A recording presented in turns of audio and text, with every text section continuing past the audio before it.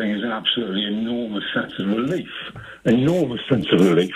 Not just for Charlotte and for Billy, but hopefully for Alfie Dingley as well, of course, who's awaiting the same thing. But I mean, very quickly after that, in me, because I mean, I've been campaigning on this for 20 years now, in me is a huge sense of anger. You know, I think it's 5 years ago that you and I shared a platform on a BBC Three programme about medical cannabis. Yeah, indeed. And the Home Office has been systematically and deliberately misleading people about the medical aspects of cannabis for about 50 years. And there's nobody is more guilty of this than Theresa May. You know, since she became Home Secretary in 2010, she has done everything she possibly can to repress all the evidence, all the arguments about the efficacy of medical cannabis. And Britain is now so back. We are the last. We are at the very back of the queue in terms of first world countries on enabling people to have access to this medicine, which science now proves can be tremendously effective. You know, we only discovered the endocannabinoid system 30 years ago, and this is what explains how and why medical cannabis works. And it's a disgrace, the way that Billy and Charlotte have been put through this. But it's not just them. There are hundreds of thousands of people all over the country who are in desperate need of access to... Peter, do you think this decision the Home Office has made will set a precedent for others like Alfie Bingley that you mentioned? Do you think that now that means that others will feel a lot more at ease, or is this just a one-off? Oh, no, of course it will set a precedent. I mean, the reason the Home Office has been procrastinating on Alfie Dingley for so long is they've been trying to find a way to give him what he needs and not set a precedent, but it's impossible for them not to. I mean, I can tell you, because I'm on the inside of this 24/7, that there are a large number of judicial reviews pending against the Home Office on everything to do with aspects of cannabis licensing, because there is an institutional dishonesty about cannabis that pervades the Home Office from top to bottom. And you know, thank God this has happened. You know, raise a chair, but get angry. Get angry, because this government department is a disgrace. Hostile environment. They're hostile to everyone in Britain about everything that matters to us.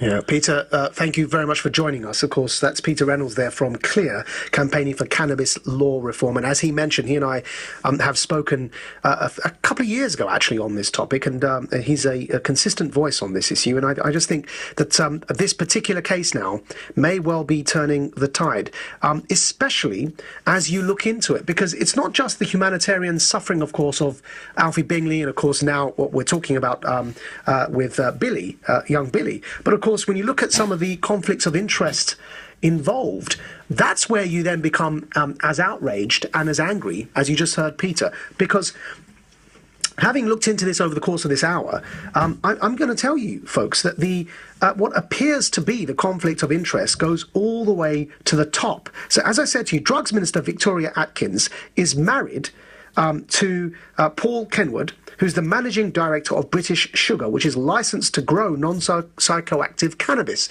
which means, by the way, they're licensed to export medical-grade cannabis while it remains illegal to sell it here, right?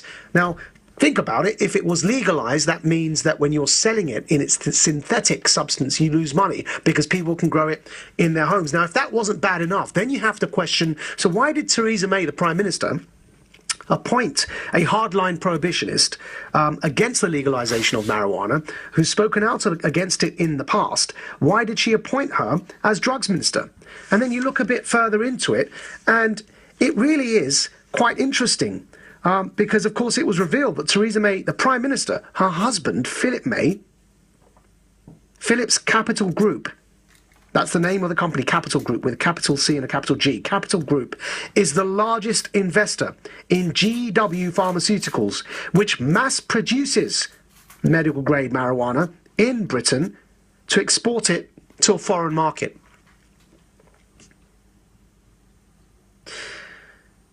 GW Pharmaceuticals chairman, Geoffrey Guy, is a Tory donor. You didn't just, mishear me.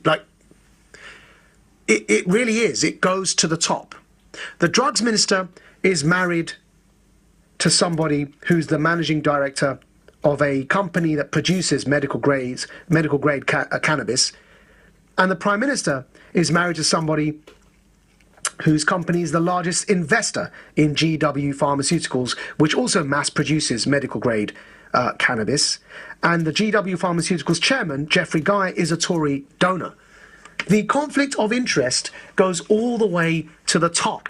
And while that conflict of interest exists, you can understand why people like Peter Reynolds, who I've just spoken to, campaigns for cannabis law reform, would be as angry as he was. Because you'd forgive us for coming to the conclusion that a profit motive is causing the suffering of children like Billy, 12-year-old Billy Caldwell, and Alfie Dingley, who need medical-grade marijuana to stop their epileptic seizures.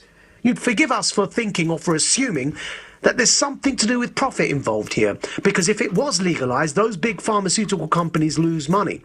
I didn't kick my show off with this angle because I wanted the focus to be on Billy and his suffering. Now that it's been revealed that Billy will be given his medicine back that the Home Office stole from him, I want to also introduce this angle, because we are continuing this conversation after the news headlines at 1 o'clock. And really, I am honestly disgusted that the conflict of interest here goes all the way to the top, to the Prime Minister herself, which is why she appointed a hardline prohibitionist, it appears, to be our drugs minister. Because they're all in on it together. They want to prevent marijuana being legalised because they're making money off its sale abroad in its synthetic version. It really is that disgusting. 03456060973. Mike from Berkshire, speak to us. 2 minutes, wow. I love your passion. I'm very passionate on this subject. Let me give you a quick real-life story here. Just came back from a sales conference in America, and I went outside for a drink of water and a bit of fresh air.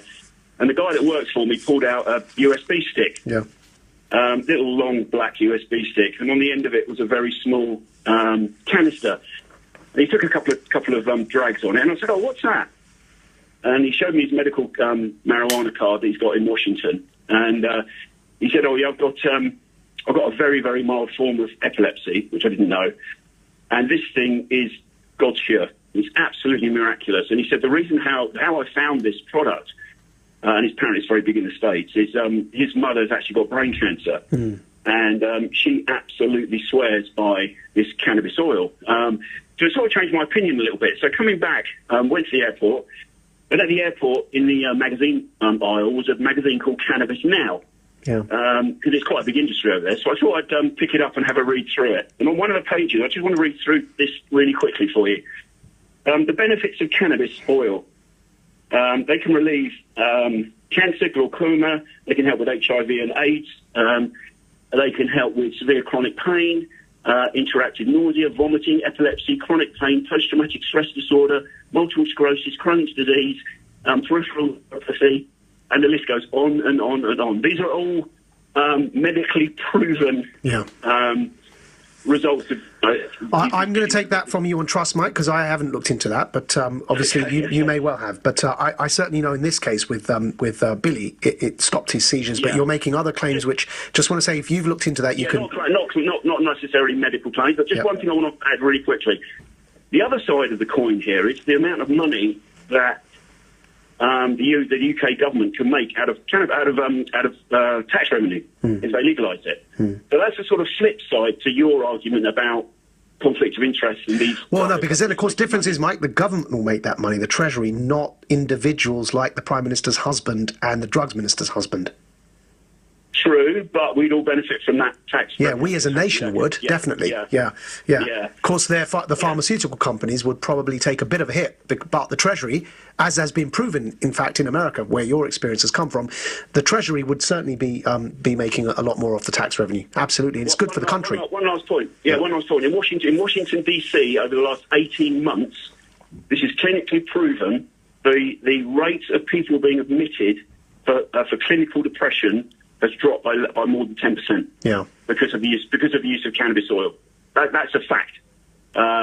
Just amazing. So we've got to remember that this. I think also crime has dropped, Mike, where they've legalised it. Crime has dropped, and drink driving has dropped as well because fewer people are drinking because they're instead taking marijuana. But Mike, thank you very much for calling in. Stay with us, folks. We're going to continue this topic right after this. On your radio, on your phone.